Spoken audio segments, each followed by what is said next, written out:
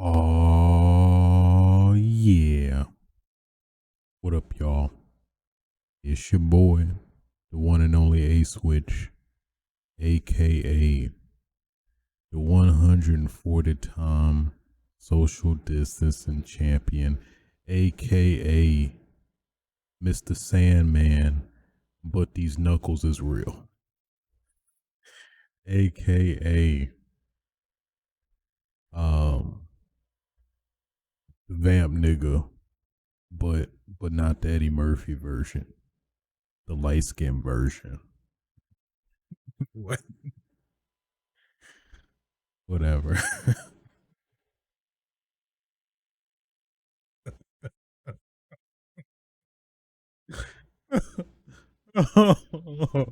Oh man, if you can't laugh at yourself, um, what?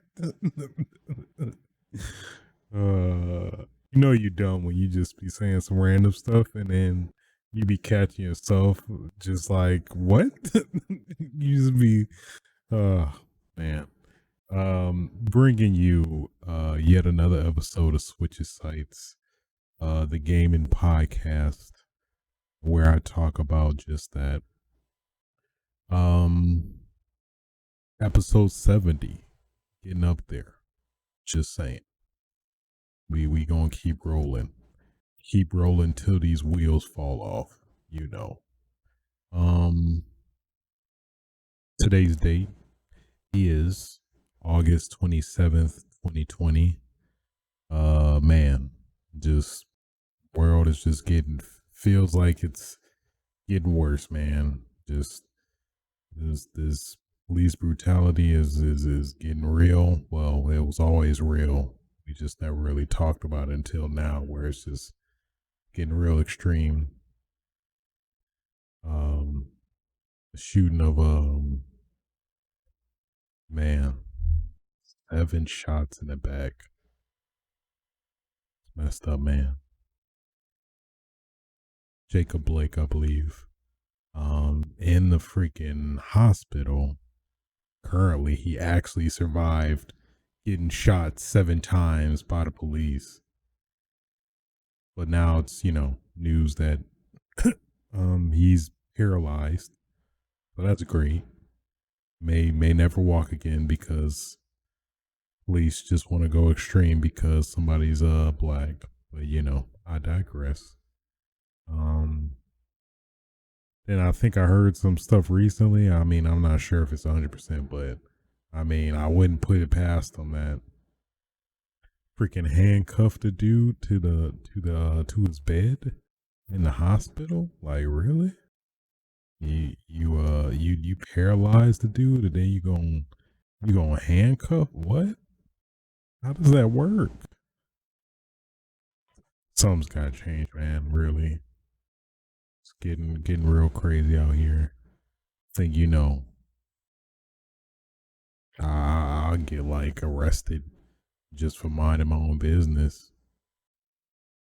You know, it's disheartening, disappointing, saddening, depressing.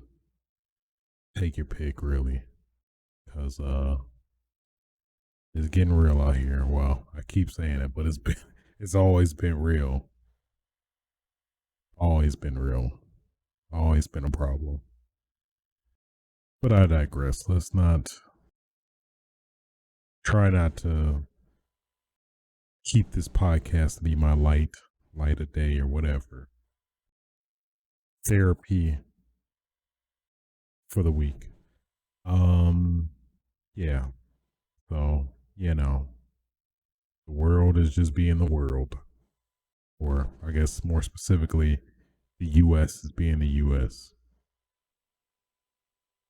But I digress.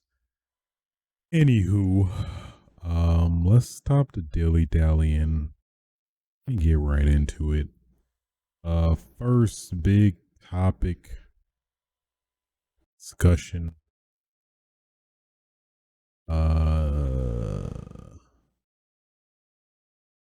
Boy, what happened to my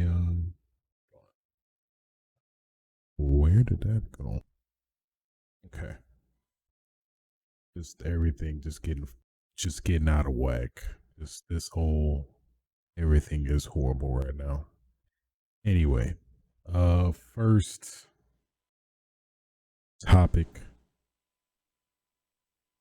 My God, I forgot to record. Damn it. Sigh. Record now. Yeah. God, I just made more work for myself. I'm really tempted to. Nope. Let's keep going. Um. Damn it. Damn it. Do I really want to do it again? No. Just keep it. Trying to remember like where are we at time wise? Let's say I'm gonna guesstimate 5. Yeah. Okay. So, yeah, first topic of discussion. Gamescom 2020 opening night live event happened earlier today, Thursday. And man, just right off the bat, I have to say, pretty disappointed overall.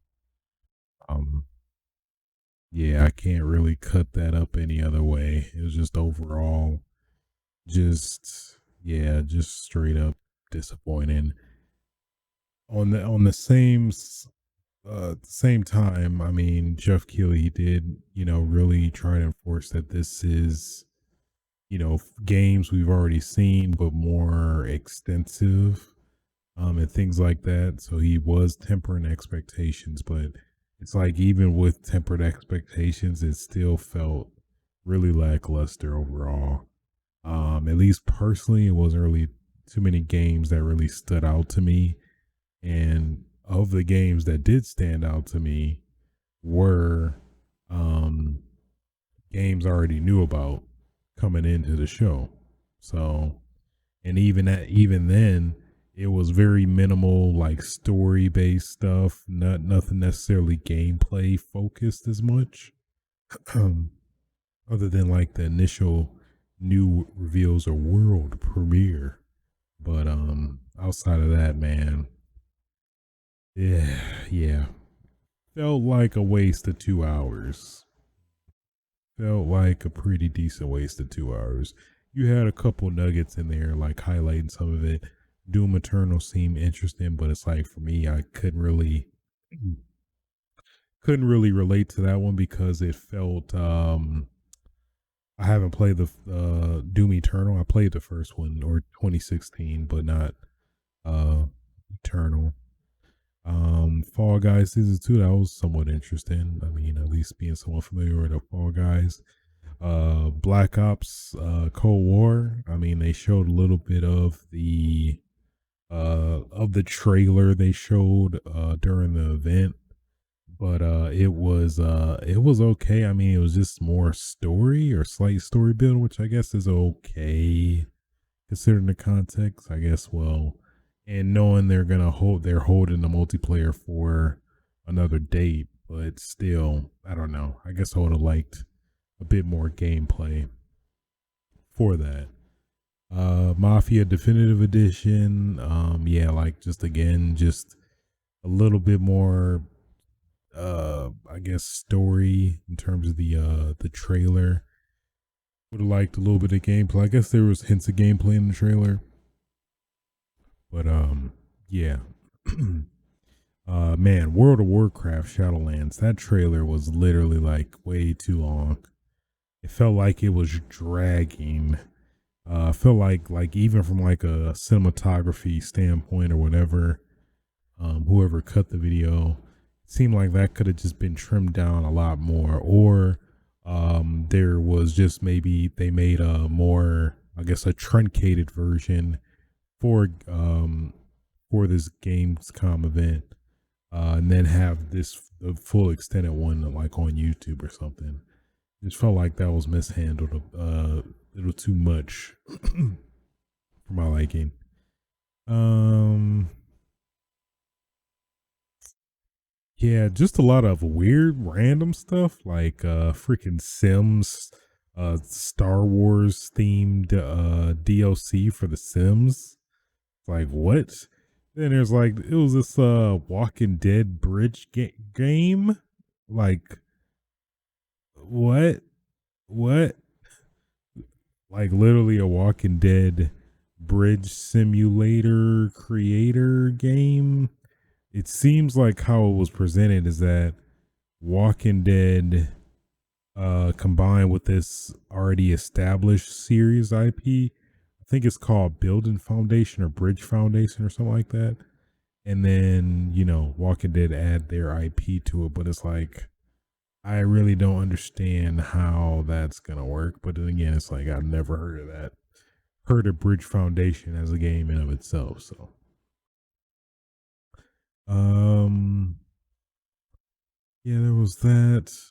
Then there was just the weird I guess announcements for awards. So I assumed it's basically Gamescom equivalent of E3 awards where people got awards for their, I guess preview builds of games.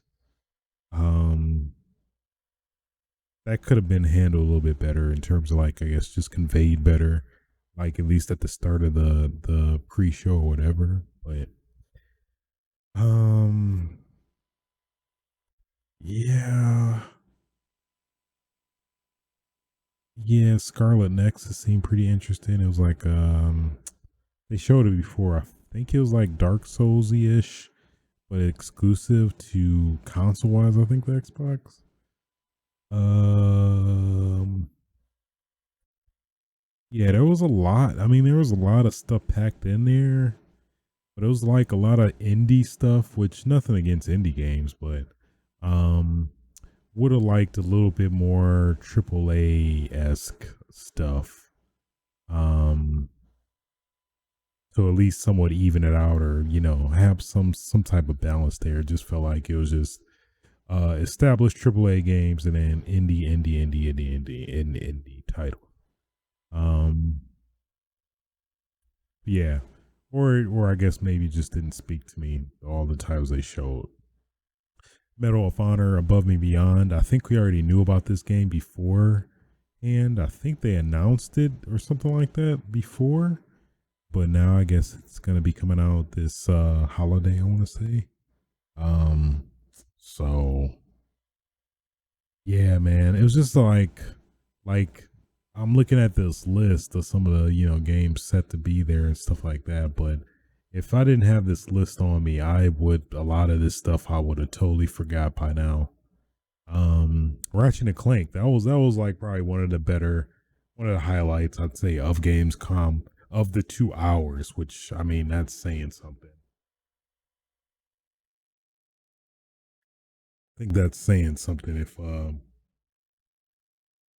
of the 2 hours of the show, only one game really kind of I guess stands out versus, some of the stuff we already Sam and Max, I know that's there it probably has its cult fan base like a lot of those IPs do. Surgeon Simulator 2, I remember.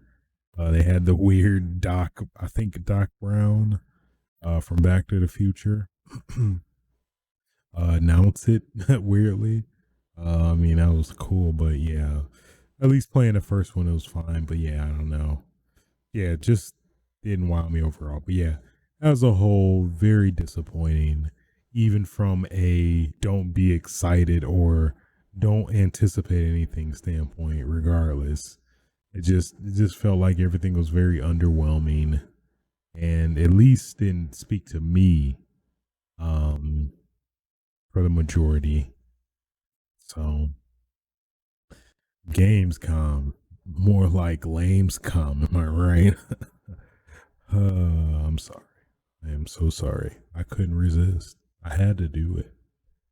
Well, who knows? I mean, well, obviously, I'm pretty certain COVID definitely affected this in a lot of ways. Of course, like pretty much all four of the past shows events directs this past summer. So um yeah, it sucks, but I mean at the just telling it like it is, which I think collectively a lot of other people felt the same way. You know, I wasn't dead set on this, but I mean I was at least anticipating some reveal of either Xbox or PlayStation's price or release date, something. Um, but left disappointed. So there you go. Yeah, I was really anticipating having a lot to talk about for Gamescom, but it really wasn't nothing. You literally could have skipped the whole show and not miss a thing. It was that bad in my opinion. But yeah, unfortunate. Anyway, moving on. Next we also had out of nowhere, really yesterday, Wednesday, PlayStation was starting to invite people for PS5 pre-orders via email.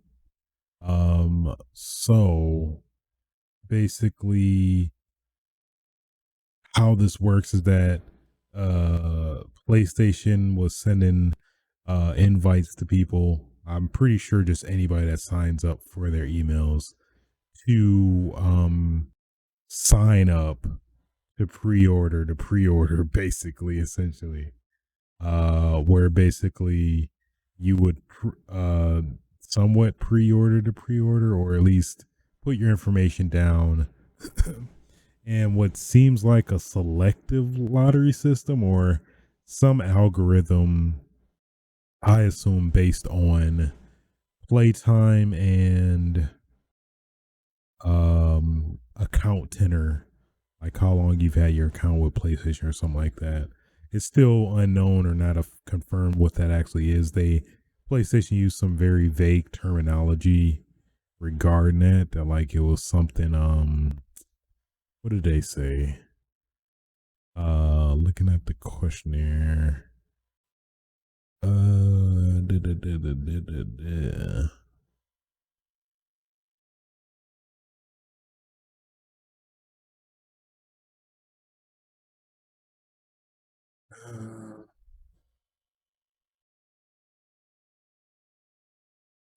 Guess it's not here. I swore I saw it somewhere, but it was something along the lines. Yeah. Damn it. It was here somewhere.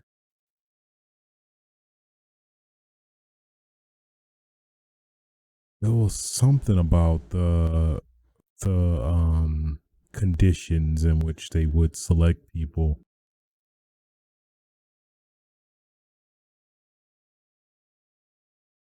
I guess it's not. Yeah, there we go. Okay. So they said in their FAQ, our selection is based on previous interests in PlayStation activities.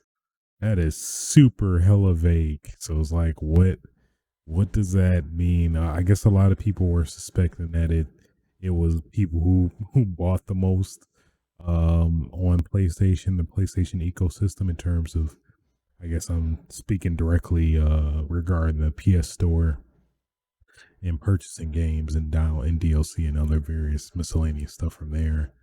But I don't know. I feel like that's too restrictive, if anything, and like not as fair as let's say playtime and tenure, which is more reasonable. Like, we're rewarding people who played, who like live and breathe this shit, really live and breathe games, and are dedicated to the PlayStation brand than somebody who just maybe barely plays like maybe 2-3 hours a week and just throws hella money at the PlayStation to buy buy full battle passes and Fortnite characters and stuff like that. But yeah, that's super vague. Our selection is based on previous interests in PlayStation activities. Like that could literally mean anything. So whatever.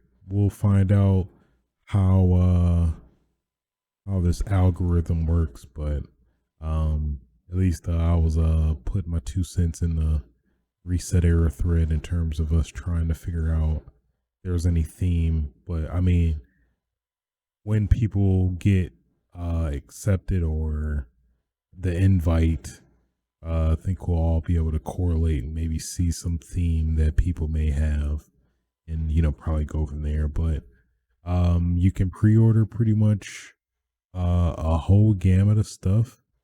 Of course, the PS5 console or the digital version. 2 DualSense wireless controllers, 2 DualSense charging stations, 2 Pulse 3D wireless headsets, 2 media remotes, 2 HD cameras. So, they said that, yeah, 2 is the limit, with the exception of the console itself, which is one of either or, not both or anything like that. So, yeah, I think this is definitely a great countermeasure against scalpers, since at least from what I've I guess observed, it seems like a lot of scalpers don't even have any, what's the word, don't have any appreciation or affinity towards games in general. Like maybe they'll play a game on their phone here and there. I'm maybe stereotyping a bit, but it seems like most scalpers aren't interested in what they're scalping, if that makes sense.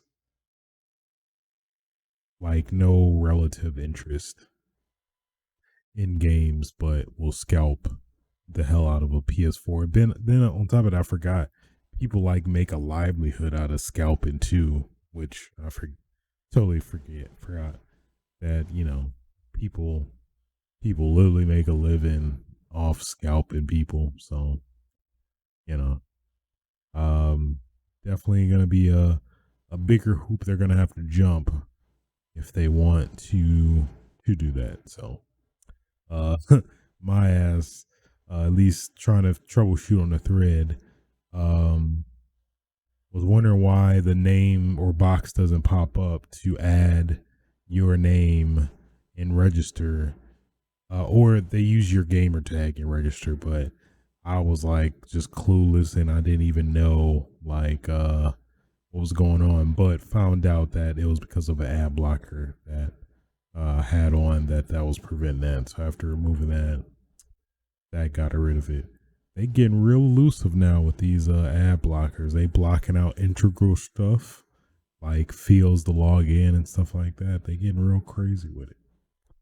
But either way, so yeah, whenever this happens, it happens, I guess. So it's got to be close, man. Because I mean, that's a whole nother thing too. The clock is ticking right now, man. In terms of this timeline, I'm pretty certain it's the longest we've gone since announcement, without being able to pre-order specifically. Yeah, they got to do something soon. I'm pretty sure. I would assume September. They literally have to do it by September. I'd be super surprised if they do it any longer than that. But they have to make a decision by September. I don't see them going into October, a month away technically, if these consoles release. At least we have confirmation for the Xbox One, but the PS5 as well, releasing in the same time frame or time window. So crazy stuff, man. Still can't pre-order. What is up with that? But yeah. You want to try to secure your bag, secure your console so you can have your sugar baby, whether that be your man or your girl, and put them in that proposition. What you gonna do? What you gonna do for this PS5? What are you gonna do for it? Some creepy ass old man. What are you gonna do for this PS5? What are you gonna do? And yeah, so it is tied to your gamer tag, um, or PSN ID. So hopefully, make sure to update your email address tied to your PlayStation ID. And hopefully it's a current one or whatever. Yeah, yeah. Well, that's at least a good sign that at least we're close to getting some semblance of an announcement prices of both of these consoles. We'll see. We shall see. Moving on.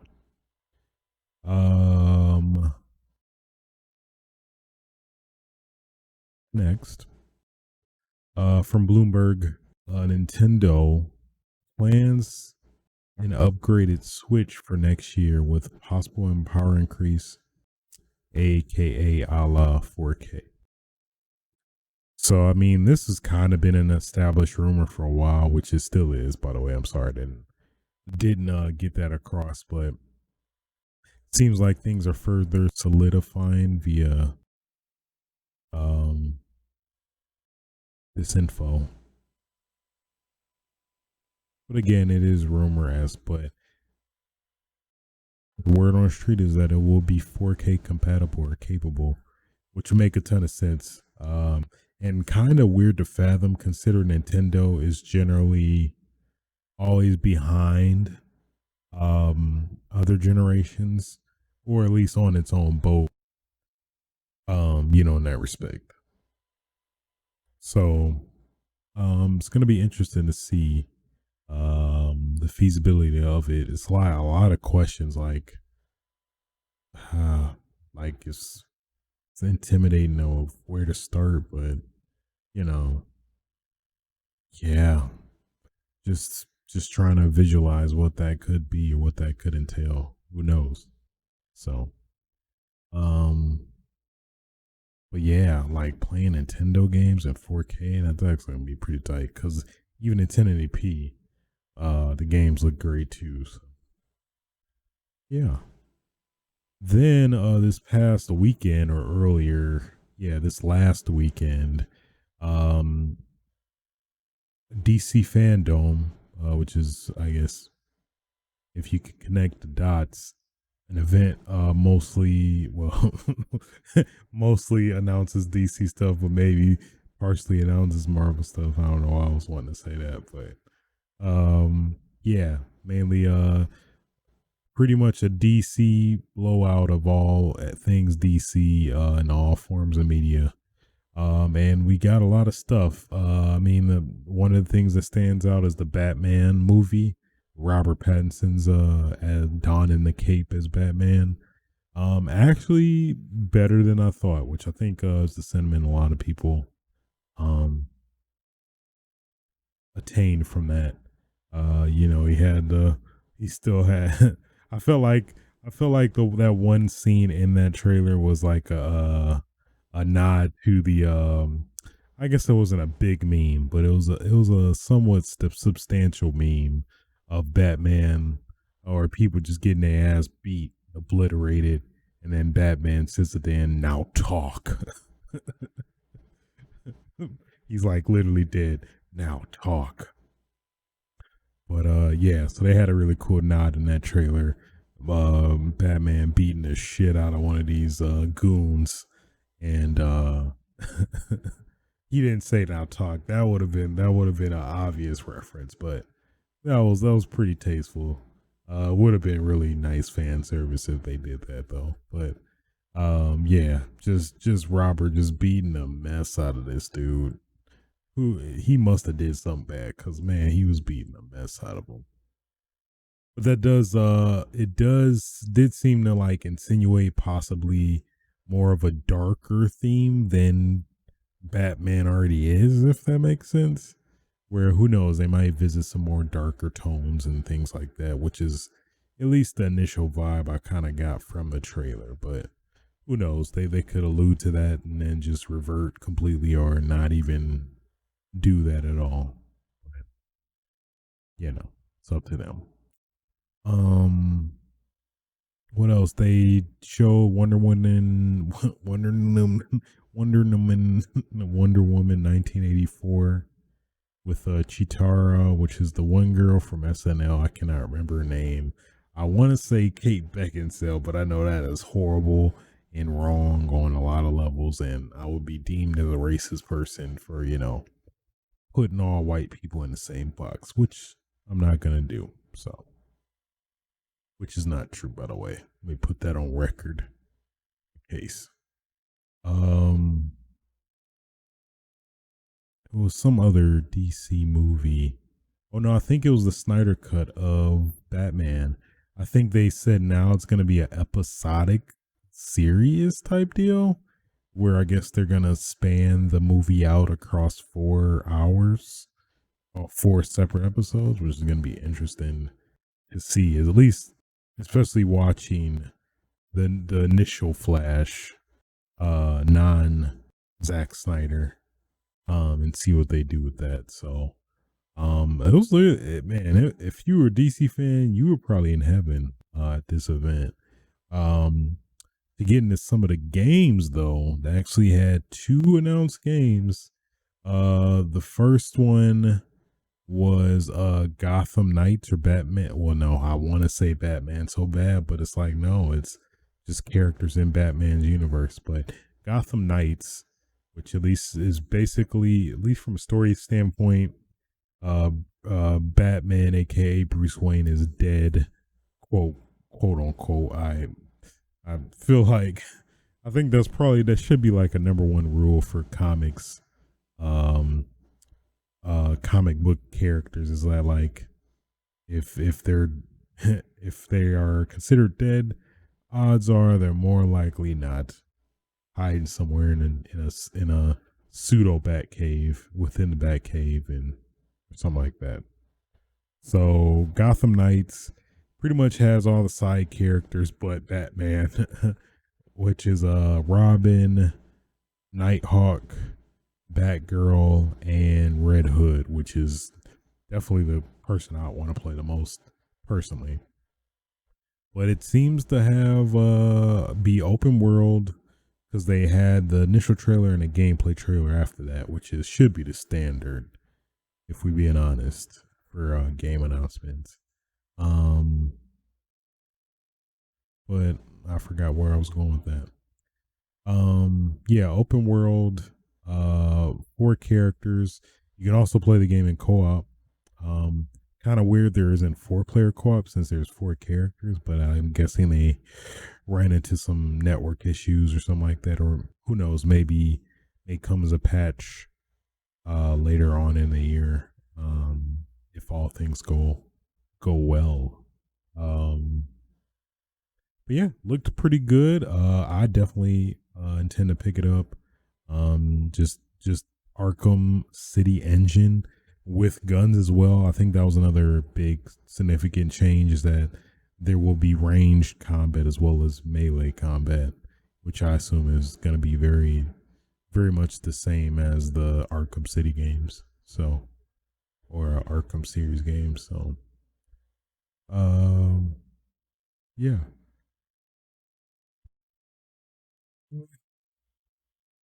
All in all, pretty dope.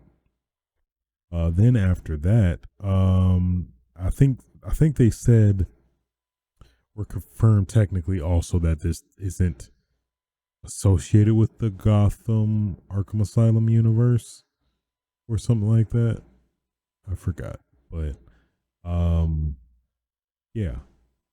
Then after that, they revealed Suicide Squad. Well, I guess they already announced it a while ago, but now we actually got the trailer for it. So pretty much shows Harley Quinn in it, and a couple of those other established characters, Deadshot, Boomerang Man, I don't know his official nickname, and yeah. So, and then there was the new guy, Killer Shark, which I believe he's always been associated with the Suicide Squad. I think even in that cartoon, but wasn't in the previous movie. So there's that. But yeah, so the reveal trailer showed that, but I guess interesting plot twist or reveal, which was interesting, especially considering how a lot of people wanted Rocksteady to make a superhero man game instead. That now Suicide Squad, the subtitle is called Kill the Justice League, and in the trailer they have evil Superman, flying down, and then Superman grabs some random bad dude and then burns his ass completely in the ashes. It's like, oh crap, he is mad, he is angry. How and why is he angry? So yeah. So that was pretty interesting, nonetheless. But yeah, third person shooter. I think this it has 4-player co-op. So but this won't be out until 2022. Arkham Knights is gonna be out next year. So yeah, one thing that's cool that I think a lot of other games should implement is being able to cycle between your characters instantly, which is pretty cool. That you know, so yeah, I think that's pretty much it. Also on the note or the record, I really do hope Superman would love Superman to do something. I don't know. Would love Superman to be able to be playable or play as him, or just curious to see how they're gonna spin this. With it's kind of hard to fathom. Like you have all 4 of the Suicide Squad against Superman, the most invincible, powerful dude on the solar planet. Yeah, I don't know about that, but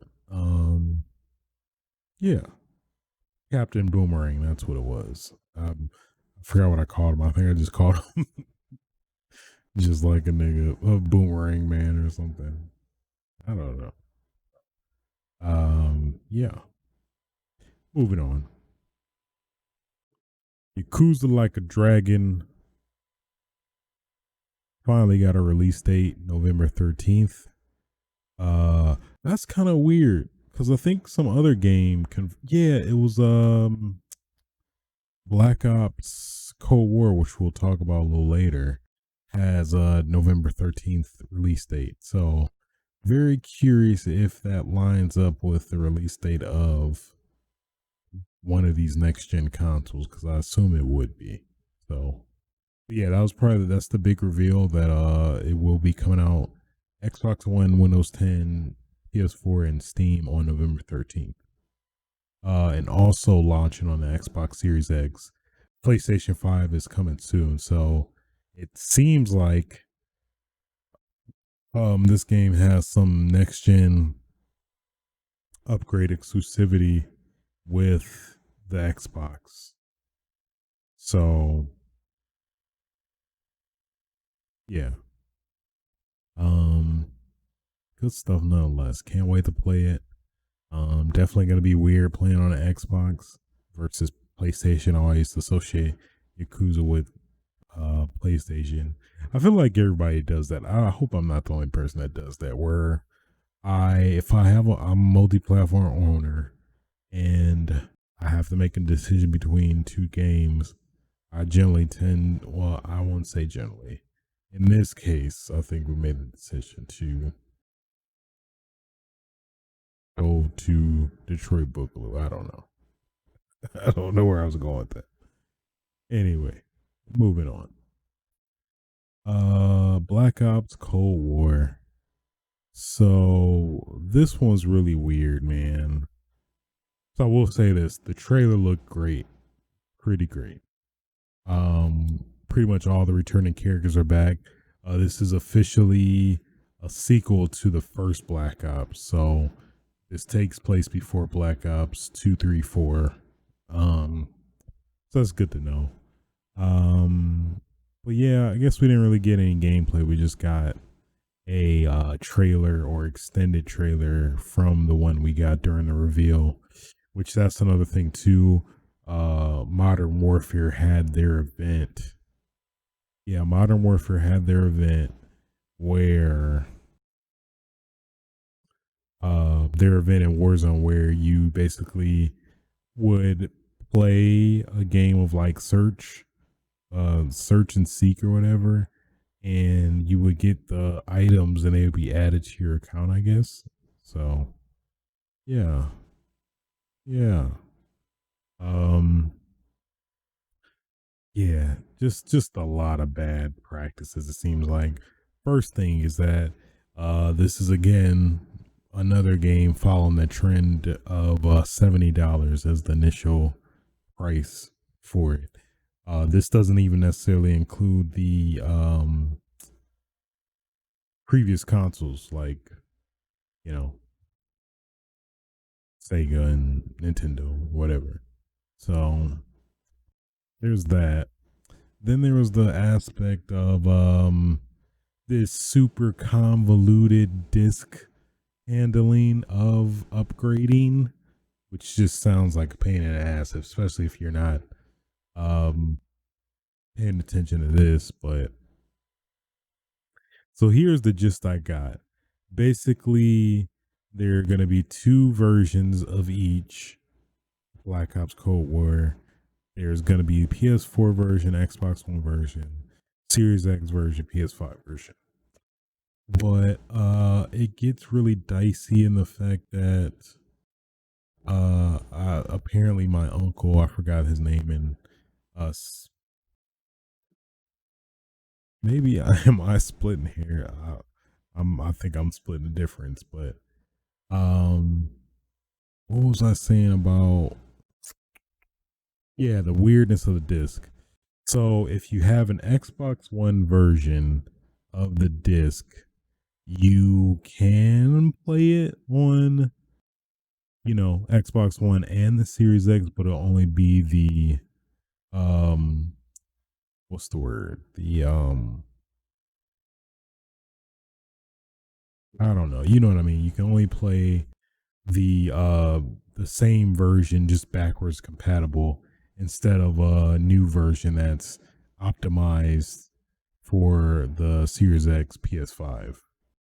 So man, yes, like I'm losing myself with trying to think about it. Um so you have that, and then um if you are PS4 upgrading to PS5, you can, if you have a disc, you can pop the disc in, the same disc you played on the PS4 to the disc drive in the PS5 and be able to play it again at a lower resolution, overall optimized resolution, if you will. So, um, yeah. And then, yeah, it just gets weird. And it's like, okay, but what about smart delivery? Isn't that the whole purpose of what this was for this game to use it? And clearly it did not. So, yeah. So, yeah, just confusing all around. And you can't upgrade from PS4 to Xbox Series X and, vice versa. Um, yeah, just muddy all around, man. The game looks good though. I mean, if that gameplay looks good overall, the experience is good overall, might have to go hardcore, you know? So, um, yeah, just super convoluted. And with this messaging, Jesus, crazy. Then, and just what the hell news, Resident Evil TV show coming to Netflix. I guess they somewhat confirmed this, or heavily rumored this back a couple, maybe 5-6 months ago, but now it is officially official. And the premise is just weird. So, at least in the initial description of the script, when the Wesker kids move to New Raccoon City, the secrets they uncover might just be the end of everything. Resident Evil, a new live-action series based on Capcom's legendary survival horror franchise, is coming to Netflix. Yeah. No.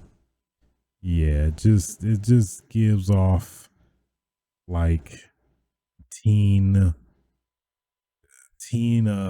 like, yeah, zombie Stranger Things, really.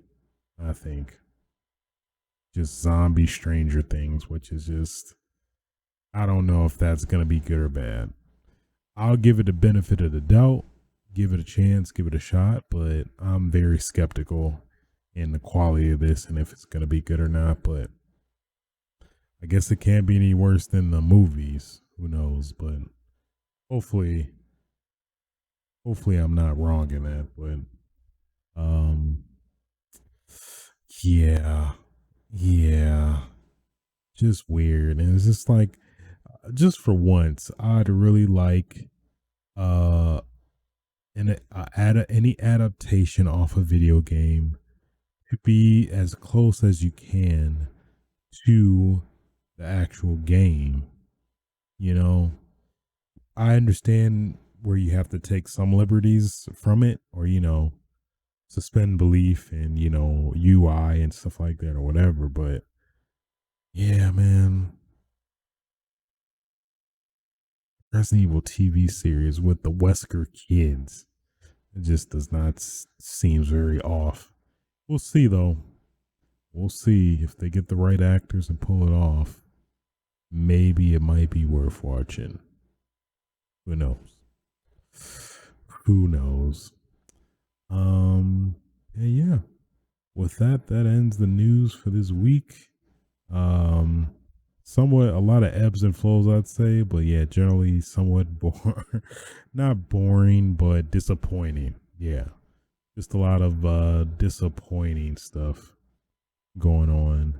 Especially the biggest being Gamescom or Lamescom. I'm sorry, I keep doing that. I can't help it. I keep making that joke. Let's go to games I've been playing. First one, of course, that Modern Warfare. It just keeps grabbing you and does not let you let go.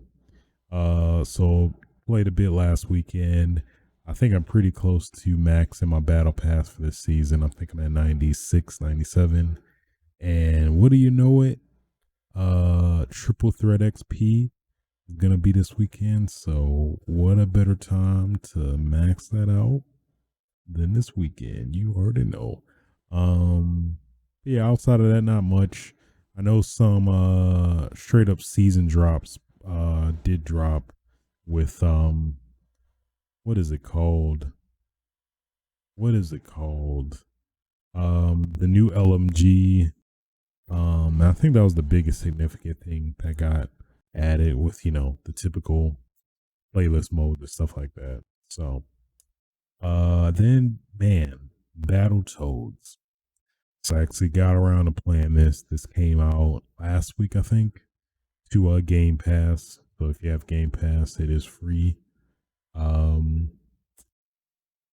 How do I summarize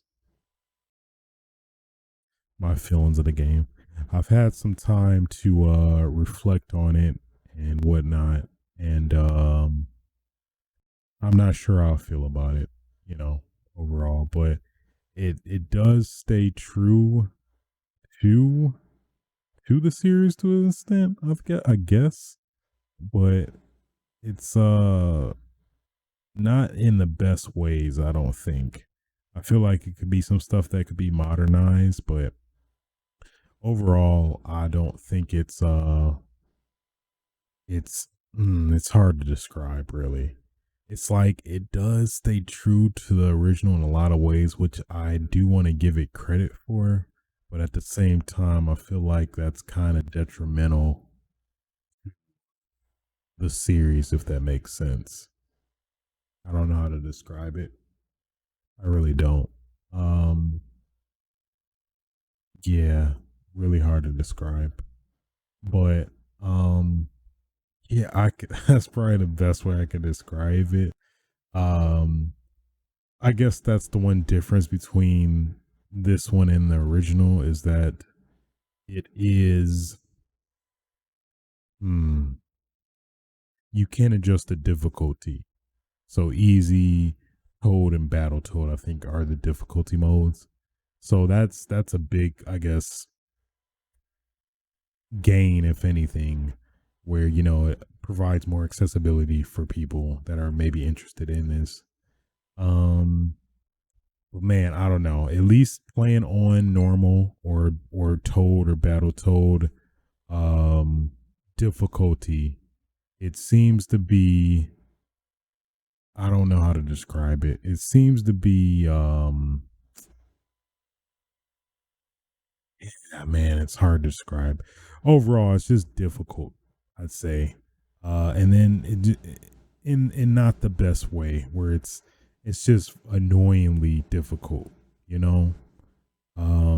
So based on that, um, yeah. And then I'm gonna just say it right now. Act 3, just horrible, man. Just horrible, horrible, horrible. And I don't know, maybe your experience might be worse if you're playing it on a playing with friends or not. I played single player, but it's they need to do some balancing with some of the segments in the game, which I don't want to. I'm not gonna spoil or anything like that, but overall, it was okay. Yeah, okay. I just the difficulty is just annoying, you know. So, um, yeah. So then, uh, played some classic. Actually got around to playing some Spikeout Battle Street with some friends.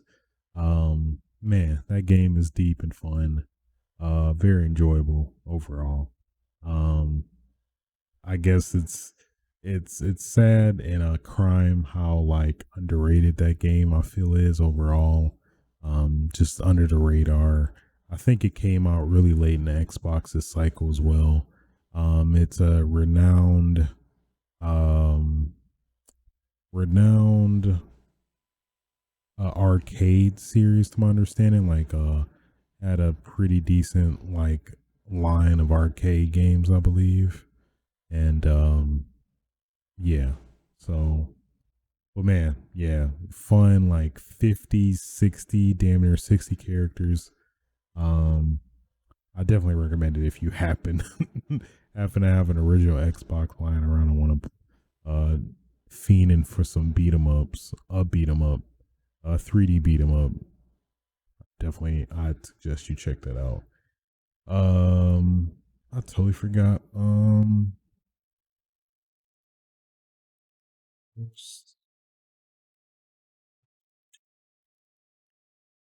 And play a little bit of Gundam. Got my ass beat, so I don't know. That game is on thin ice for me. Um, I had some moments, but overall, I don't know about that.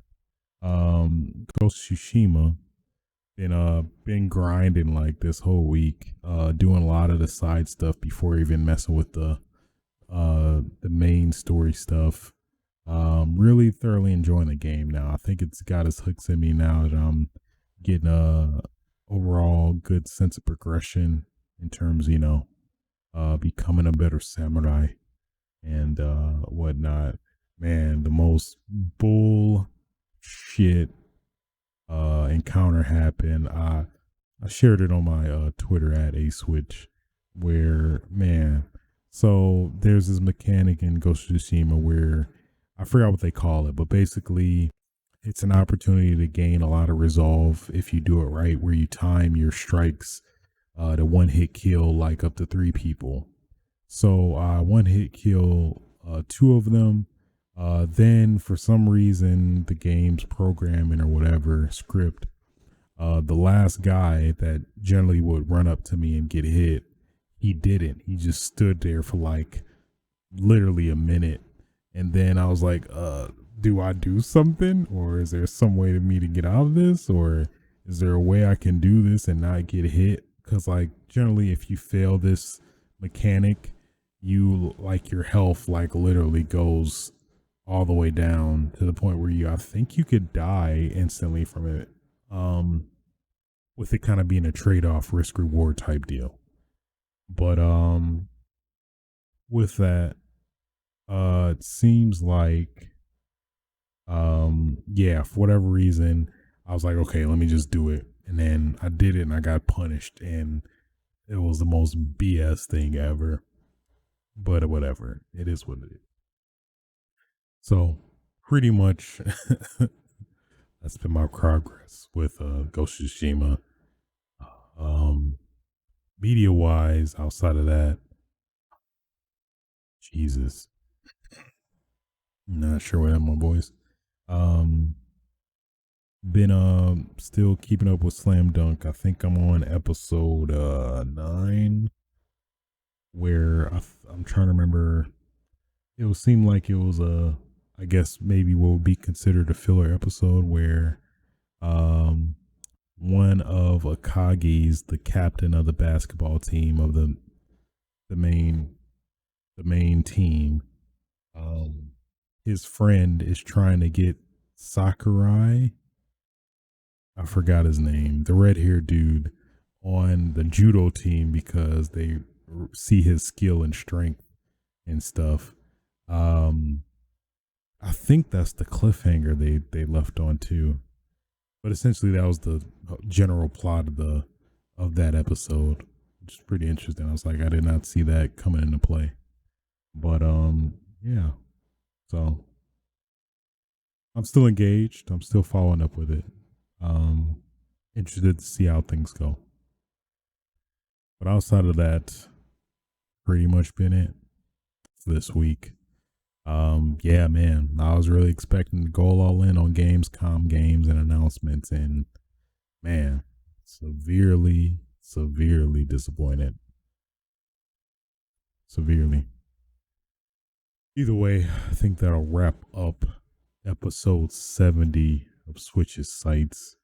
If you're listening to this podcast on your favorite podcasting platforms,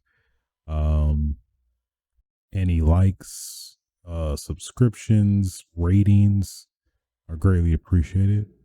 If you're watching this on, well, no, let me backpedal that. You can also watch this podcast live on Twitch TV/aswitch, ideally generally at 4 p.m. Pacific time, standard time, if all things go great. Some cases it may be 10-11 PST, depending on circumstances. You can also catch the archive of the live show on youtube.com/aswitch as well. We're also planning to upload various other content in terms of games and stuff as well, which I swear I'm planning to do it at some point. Give me some time, all right? I plan to do it eventually, as well as stream also. So yeah, I think that pretty much does it. Concludes episode 70 of Switch's Sites. Till next time, guys. Don't cough. Don't touch people that don't want to be touched. Get your game on. Oh yeah.